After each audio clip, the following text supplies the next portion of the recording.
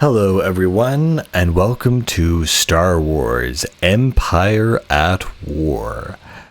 Wow, I know there's a lot of really good licensed Star Wars games out there, and this game I remember seeing and thinking, oh, that might be cool to play, but a Star Wars RTS, I don't know, that just might be another kind of cash grab or something. It might not be that good. I was very, very, very wrong and very happy for it. When this game came out, I think the prequels had started coming out, but despite that, this kind of focused only on the Rebels and the Empire, and really that is no problem whatsoever because this is a really, really good game. The campaign basically, captures, sort of side story things in the original trilogy that kind of go around the in-between parts as well as the big parts of the movie, but all in all it's really, really well made. This is one of maybe my favorite RTSs along with Red Alert 2. I was surprised by how much I actually enjoyed it. And so, like most real-time strategy games, you basically have your basic troops. You have your shock troops with rocket launchers. You have your vehicles and all the classic kind of scenes from the Star Wars universe. I think something that gives this game a huge boost is that just the fact it can use the Star Wars music, it's just so well-rounded, epic. It just sounds correct, and it's such a great setting also to have an RTS. And again, I was just so surprised by how well made this was. What's also cool about the, aside from the ground battles, is the space battles and reinforcements are really interesting. One thing is that every time you take over a solar system, if you know it's going to be invaded, you can actually use your points to create a bunch of defenses on that planet itself. You actually have a choice that when an enemy ship enters your airspace and decides to attack, you can do an auto-resolve to see what it looks like, or if you want to go down yourself, you can go into the battle and basically do what you need to do. What's interesting is you can create things like orbital cannons, turrets, bases, and whatever from the actual galaxy screen so that you can basically have an advantage when that land battle starts. Also, space battles are completely different. A role where essentially you can build a giant armada and fleet, and there's nothing like building a gigantic armada where you have nothing but a series of massive star destroyers and you just are able to wipe out everything in your path. It feels really good. And of course, the special units you get in this final stage of space battle is the mega class star destroyer, which is immensely powerful. You also have things like smugglers that it can steal information or resources from other planets to bring back to you, for example, and other objects and buildings, and also space stations that you can use as docking and refueling points. Also, each planet you take over has special values and bonuses that can add to you helping you conquer the rest of the galaxy.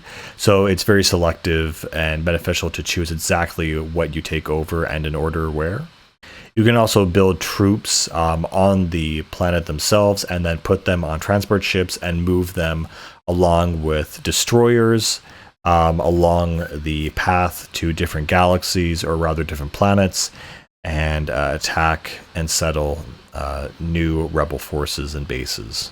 Again, the more planets you have with refineries, the more resources you have, and with the more resources, the more ships and troops you can build.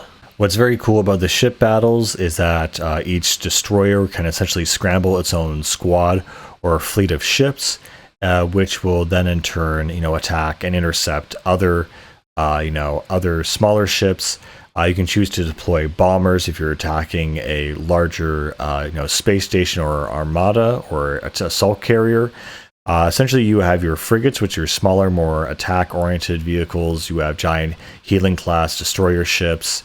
And the way you use your star destroyers to deploy EMPs or other things like that will determine how you take out, again, enemy ships' abilities to counterattack and take out their main kind of carriers. I remember in this game, some of my favorite moments are when I was actually evenly matched with like the end game kind of armada, and so you just those battles where you just barely win are honestly my favorite because your fleet is in shambles, but the battle is so pitched and so epic, you can't get enough of it, and you absolutely love it to see it unfold. What also I really appreciate about this game that was kind of early for its time is it had a cinematic camera. So if you were fairly confident that you were going to win the battle, you could just switch to the cinematic camera mode and just watch the chaos unfold. And watching a space battle is honestly a ton of fun. It is so, so cool and so thrilling to see all the chaos that ensues. Because again, they all have these little animations that you don't even really get to notice until they are actually happening in person. And of course, once you take out the armada above the planet, you are able to send down your troops and take out the planet's surface and take over the command points and basically take over what you need to. Of course, that will also depend on the troops you have in the air.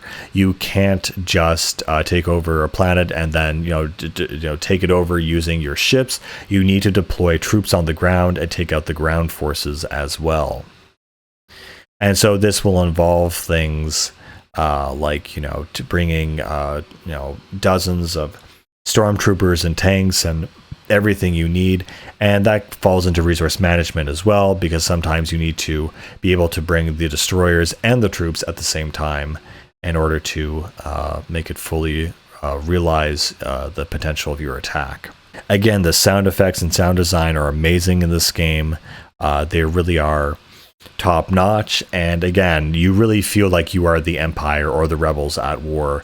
I was surprised at the design of the rebel ships, simply because that's something you don't typically see in the game, or rather in the movies, and so they got a little creative with what the like the real destroyer class rebel ships look like. They were really cool, actually. There are of course heroes in this game, so like Darth Vader and Han Solo and Luke and all that good stuff. And so those hero units obviously give you a big boost in combat, and if they are taken out, though, they have a cooldown timer for when they can be resurrected again.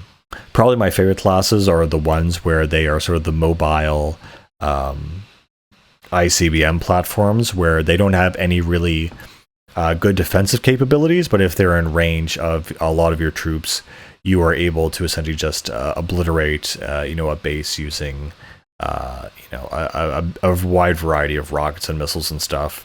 The other thing too is you can call in bombardment strikes and a couple other special orbital attacks that once you've taken over the sky space, and these kind of act as your special kind of once in a while cool down kill streak things.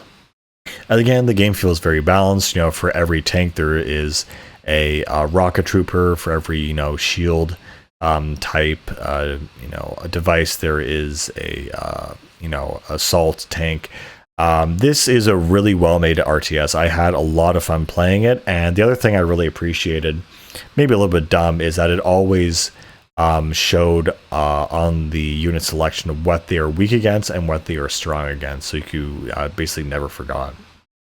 But yeah, it's definitely fun to play this, the classic levels like Hoth, where you have to take out the shield generator, which is a common thing you can use on any map.